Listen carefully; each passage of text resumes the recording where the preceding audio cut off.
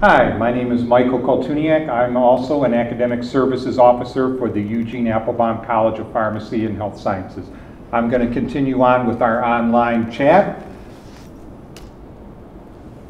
The next thing you need to know is that we have program pages that tell specific information that is required for each of the programs. One of these things that you need to know are the prerequisite courses and deadlines, the application process, and other important information. All of this information is located on our college webpage. So for instance, you would go to where it says prospective students, click on the program for which you would like information. I will click on the pathologist assistant, if I could ever find, right there. And that will tell you all the information you need to know. When you click on the link admission requirements, that will tell you minimum grade point average, deadlines for when coursework needs to be completed, a complete list of prerequisite courses and general education requirements, as well as minimum grades required. The next link you need to look at are the how to apply link. This will provide you with an application checklist. The application checklist shows you everything that you need to send to our office and by what date. This is very important for you to follow. We have many applications coming in. We need to have a complete application for you to forward to the admissions committee. You need to follow all of the items on the checklist and send them to our office in order for us to forward your application to the admissions committee. The final link is how to apply. And again, how to apply is simply the information on clicking on the college or departmental program application and a list of items that are required.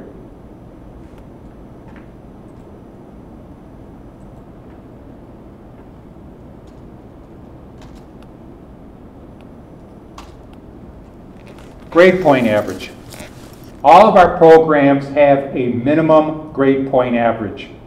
Realistically, you're going to need to hit above the minimum grade point average. When you come for the general information meeting on Tuesdays, you'll get a better indication in the breakout session of what's a competitive grade point average for your program. But realize that all of our programs are what we call oversubscribed majors. That means we have more applicants than we have spots available. Minimum grade point averages, realistically, will not get you an interview. Again, it depends upon the program, but this may be just barely above the minimum grade point average. It could be a whole lot farther above the grade point average. But you really need to come to an information meeting to find out for your specific program what is a competitive grade point average. Personal statement. There are two things that every admissions committee every person that's going to interview is going to review. Your personal statement and your letters of recommendation, which I'll talk about in a few minutes. Your personal statement needs to be professional. You are applying to a professional program. You need to have a professional statement. We could tell when a person writes something 5 minutes before they submit it and when people spend time on it. A personal statement needs to answer the following questions. Why do I want to attend Wayne State? Why do I want to attend the program that I'm interested in? What skills or abilities do I possess that will make me a good candidate for this program? What unique experiences or qualities do I have that will make me a good candidate for this program? Spend time writing your personal statement. This isn't a place for creative writing. Simple declarative sentences, 250 words or one typewritten page. The admissions committee reviews your application and they score them. They score them both for content and for grammar and spelling. So make sure that you have your spell check gone through. Make sure that all of everything is correct. Read your personal statement out loud before you send it. In general, if it doesn't sound right, it's not written right. Make sure that you have another person read the personal statement for you. Sometimes after you've looked at it for 2 or 3 weeks, it seems like it's perfect, and somebody else may be able to point out some flaws in it.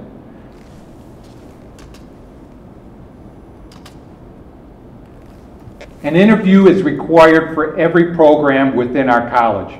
There are different ways that the interview is conducted. Some are one-on-one, some are group sessions where you're with 2 or 3 other applicants with a couple of faculty members. Some may be 10 faculty members with 1 applicant. It varies from program to program. Again, when you come for the general information meeting, you'll find out how the interview process is conducted for your particular program. The letters of recommendation. The worst thing you can have are what we call the generic letter of recommendation. This student will make an excellent candidate for the healthcare profession at your college. Never mentions Wayne State, never mentions your name, never mentions the program for which you would like to be admitted into.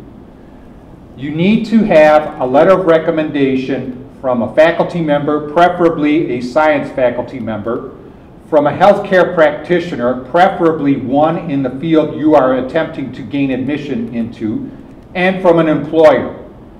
We do not want to see letters of recommendation from people that know you on a social basis, such as friends, relatives, neighbors, even other healthcare practitioners who you see on a basis of, you know, I'm going to get my teeth cleaned and I want my dentist to fill out a letter of recommendation. We want people that can attest to your professionalism in the field and your academic strengths.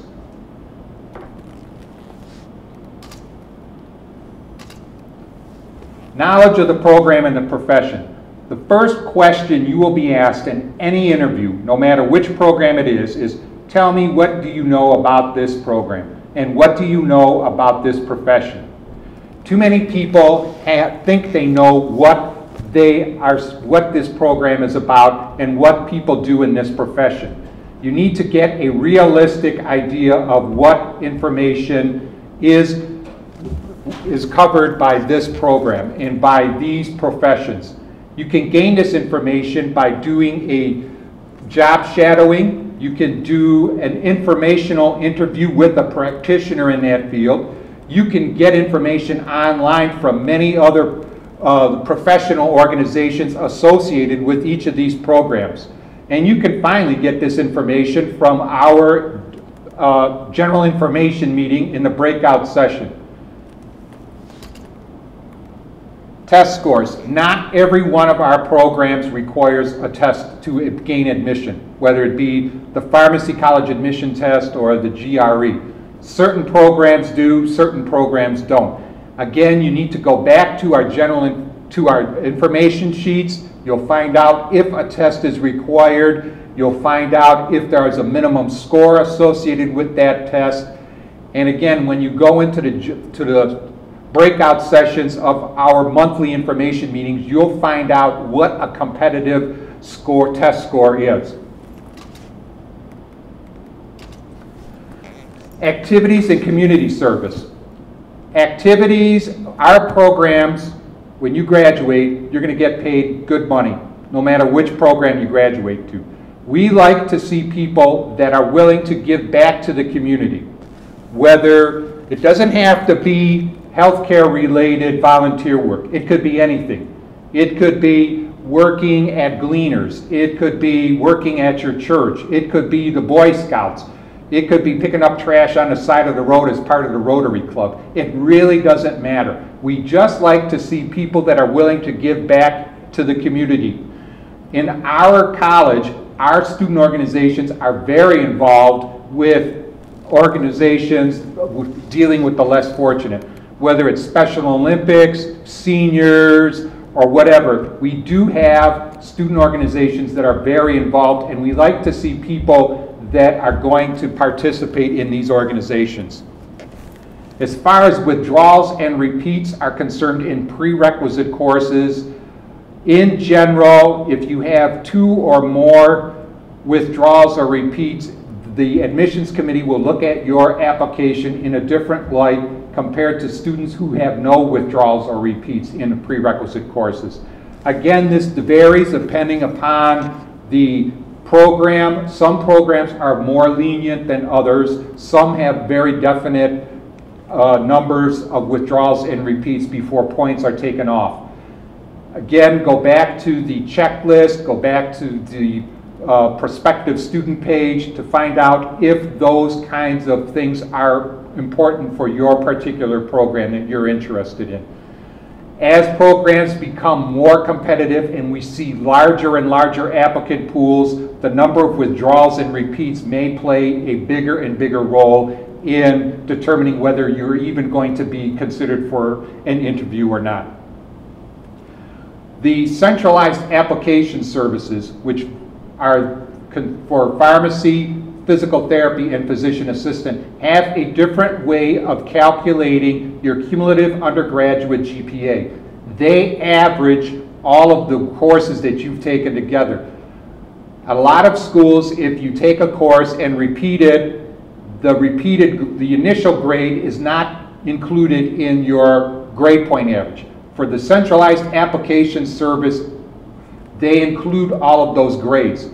Withdrew failing grades are considered as failing courses. So please take that in mind, that when you are applying to a professional program like pharmacy, physical therapy, or physician assistant, your cumulative undergraduate GPA may be lower than what appears on your transcript because of this policy that they have.